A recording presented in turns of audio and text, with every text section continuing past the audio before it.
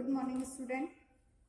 आज हम कक्षा 9 के पद्य खंड के पार्ट 3 कवि रसखान के दोहों के बारे में पढ़ेंगे। हमने पिछली कक्षा में कवि रसखान का परिचय पढ़ा था और उन्होंने जो दोहे लिखे उनमें से हमने पहले दोहे की व्याख्या की थी।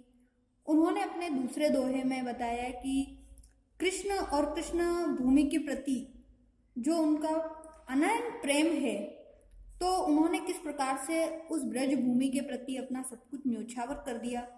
तथा तीसरे और चौथे दोहे में उन्होंने कृष्ण के रूप सौंदर्य के प्रति जो गोपियों की उस मुग्धता का चित्रण किया, यानी कि गोपियां भी श्री कृष्ण के जैसा न रूप चाहती है और स्वयं कृष्ण का रूप धारण कर लेना चाहती है।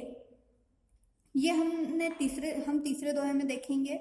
चौथे दोहे में उन्होंने कृष्ण की मुरली की जो धुन है उसकी मुस्कान पर गोपियों ने अपना सब कुछ न्योछावर करते हुए उसका वर्णन किया है।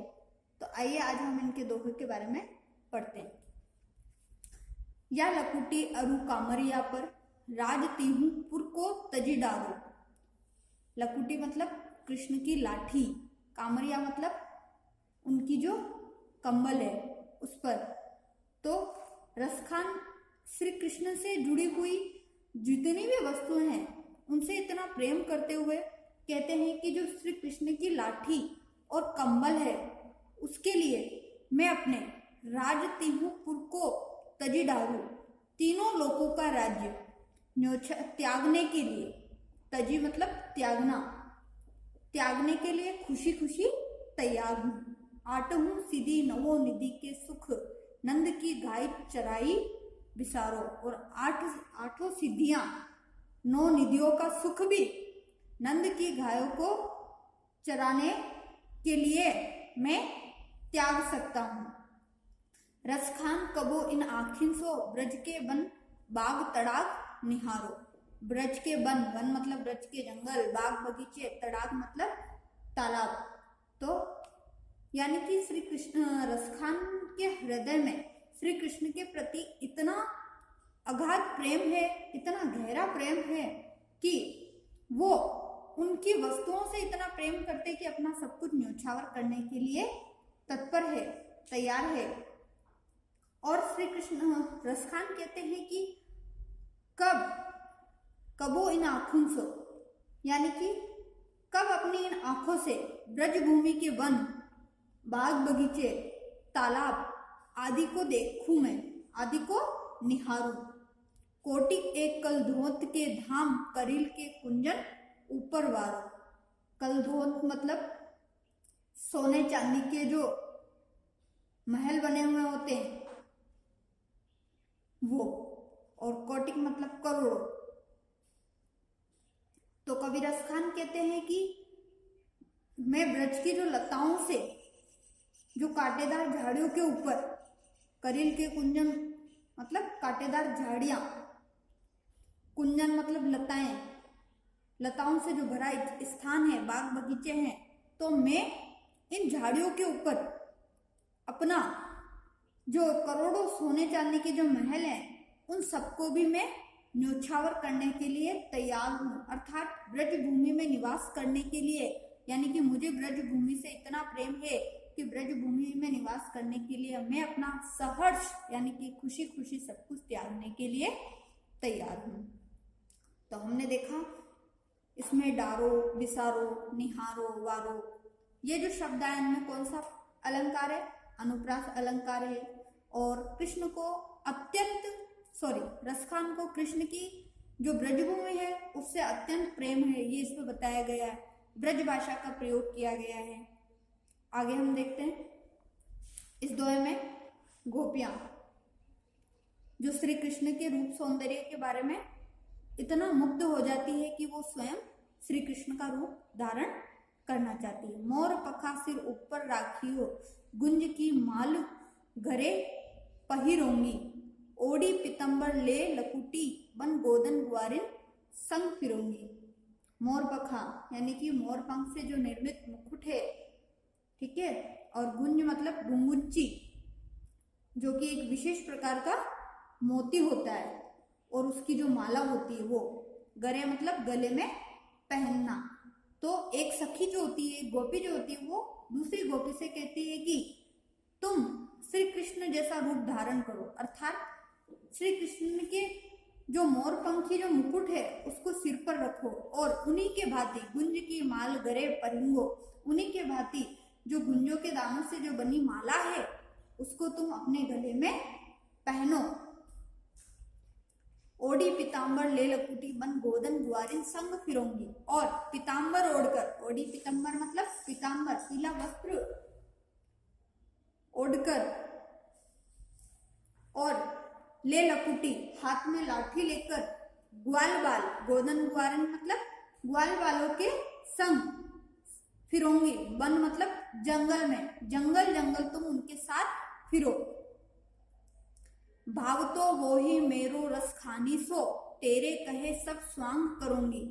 तो वह गोपी वापस उसकी सखी से कहती है कि हे सखी, मुझे भाव तो मतलब अच्छे लगते, श्री कृष्ण के जो रूप है वो इतने अच्छे लगते हैं कि तुम जो रस खाने मतलब मधुर लगते हैं, अच्छे लगते हैं। यहाँ पर कभी रस खान के लिए नहीं कहा गया, श्री कृष्ण के रूप के लिए कहा गया, जो कि उस गोपी को इतने अच्छे लगते हैं कि जो तुम कहोगी सो तेरे कहे सब स्वांग करूंगी, कि मुझे श्री कृष्ण के जो मधुर रूप है वो इतने अच्छे लगते, इतने भाते हैं कि जो तुम कहोगी वो सारे स्वांग, वो सारे रूप मैं करने के लिए, धारण करने के लिए तैयार हूँ। या मुरली मुरली धर की अद्रम धरी अद्रा न धरूंगी, परंतु हे सखी, यह जो मुरली है श्री कृष्ण की, मुरलीधर की अर्थात श्री कृष्ण की, जो हमेशा कृष्ण के अधारण मतलब धारण किया हुआ, होठों पर धारण किया हुआ, अद्रा न धरूंगी अधरों पर, होठों पर जो कि धारण की हुई है, वह होठों पर बहुत ही इठलाती है। अपने होठों पर मैं इन्हें नहीं रखूंगी, क्योंकि मुझे ये श्री कृष्ण से क्या करती है, दूर रखती है, इसीलिए मैं इसे हाथ नहीं लगाऊंगी। तो वह सखी, वह गोपी एक दूसरे से बातचीत करते हुए कहती है कि तुम श्री कृष्ण का रूप धारण करो। तो दूसरी गोपी उससे कहती है कि मुझे श्री कृष्ण का रूप तो अत्यधिक पसंद है, मैं जो तुम कहोगी वो सब मैं करूंगी, परंतु जो श्री कृष्ण की जो मुरली है वो मैं अपने होठों पर नहीं रखूंगी, क्योंकि ये श्री कृष्ण से मुझे दूर रखती है और उनके होठों पर इठलाती है, तरह तरह की क्रियाएं करती है, और ये मुझे श्री कृष्ण से दूर रखती है, इसीलिए मैं इसे अपने होठों पर धारण नहीं करूंगी। नेक्स्ट देखते हैं।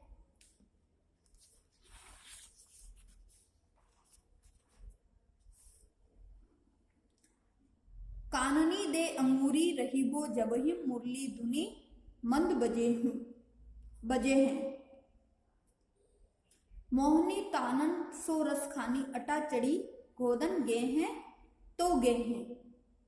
तो कवि कहता है कि गोपियों का जो प्रेम है वो अत्यंत ही विचित्र है, यानी कि उसकी कोई कल्पना नहीं की जाती है।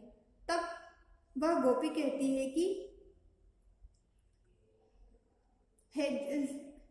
वह गोपी कहती है कि जब कृष्ण मुरली की मंद मंद धुन बजाता है ना, अंगूरी रहीबो जब ही मुरली धुनी मंद बजे, श्री कृष्ण क्या करते हैं कि अपने जो मुरली की धुन है वो मंद मंद बजाते प्रारंभ करते हैं, तो वह अपने कानों में, अंगूरी मतलब उंगली डाल देगी, तो मैं अपने कानों में क्या करूंगी, उंगली डालकर रखूंगी। मोहनी तानन सो रस खानी अटा चढ़ी, गोदन गे हैं तो गे हैं, अर्थात उनकी मुरली की जो तान है उसकी तरफ मैं ध्यान नहीं दूंगी, फिर चाहे मुरलीधर जो श्री कृष्ण है वो अपनी अटारी पर चढ़कर गोदन नामक, गोदन मतलब गायों के लिए जो गीत गाया जाता है उसके लिए कहा गया, तो गोदन नामक जो गीत है उसकी भी धुन बजाते रहें, तब भी मुझ पर इसका कोई असर नहीं होगा। टेरी कहूँ सिगरे, सिगरे मतलब सभी, ब्रज लोगनी काल ही को कितनों समुझे हैं, और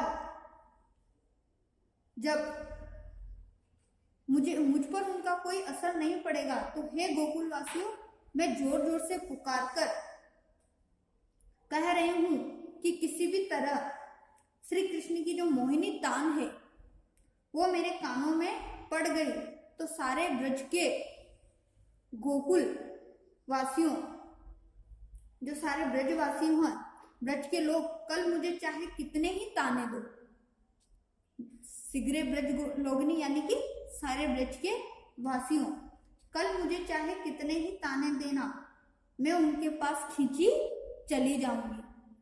यानी कि मुझे कितने ही समझाना, कितने ही ताने देना, फिर भी अगर श्री कृष्ण ने जो धुन बजाई वो अगर मैंने कान में उंगली डाल दी और फिर भी मुझे अगर सुनाई देती है और मेरे कान में पड़ जाती है तो मैं स्वयं उनके पास खींची चली जाऊंगी, क्योंकि माई रीवा मुख की मुस्कानी संहारी न जय है, न जय है, न जय है।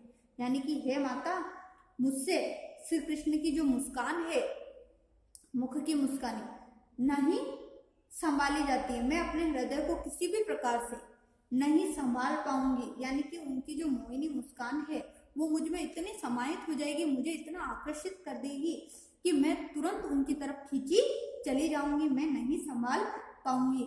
इसीलिए हे माता, मुझे आप दोष मत देना, क्योंकि मेरा हृदय जो है वो श्री कृष्ण की मुरली की मोहिनी तान के, यानी कि श्री कृष्ण की जो मुरली है वो बजाते ही उनके अधीन हो जाता है। जो श्री कृष्ण का जो ऐसा जादू है, ऐसा प्रेम है, उससे मैं नहीं बच सकती हूँ। तो हमने जिन दोहों को अभी पढ़ा 2, 3, 4, इन तीनों की व्याख्या आपको होमवर्क में करनी है।